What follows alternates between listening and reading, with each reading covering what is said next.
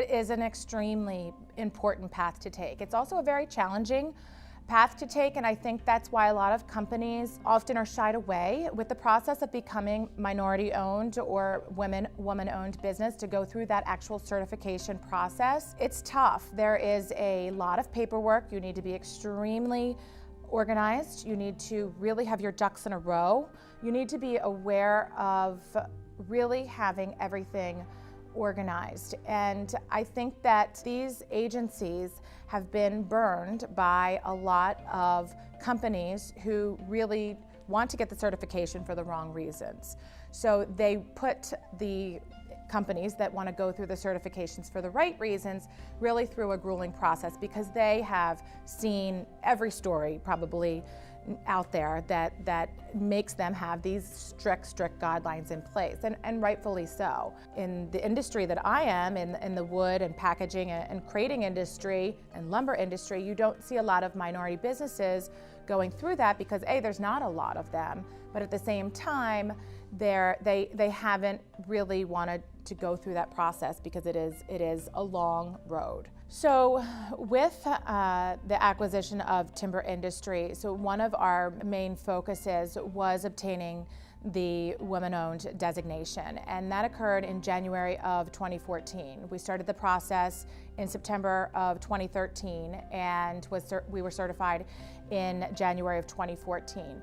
And it was a paramount move for us simply because in our space, in our industry, there aren't a lot of minority businesses, women-owned businesses, and that was important to the Fortune 500 companies. We sell to a lot of the Fortune 500 companies, and with that, mainly a lot of the food and beverage companies, as well as the plastic and packaging companies, a lot of the pharmaceutical companies as well. It's an important thing to them. They want to know that they need to be able to check off that box. They want to know it's part of their spend, and it is important not only that you are certified, but that you're a strong partner.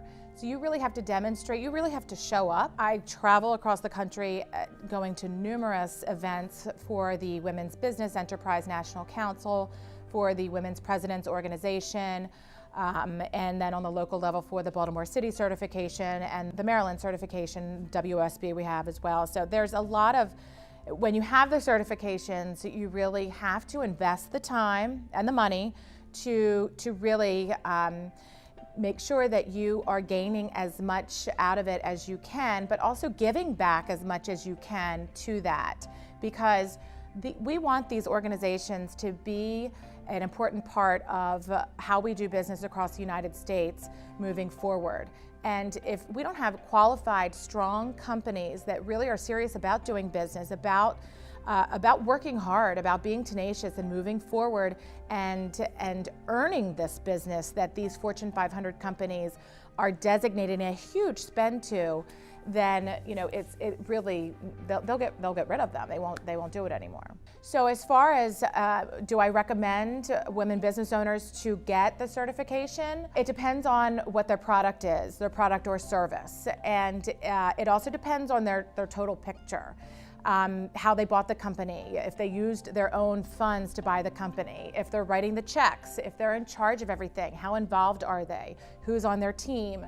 Every single question about your company and your personal financials is examined to get these certifications.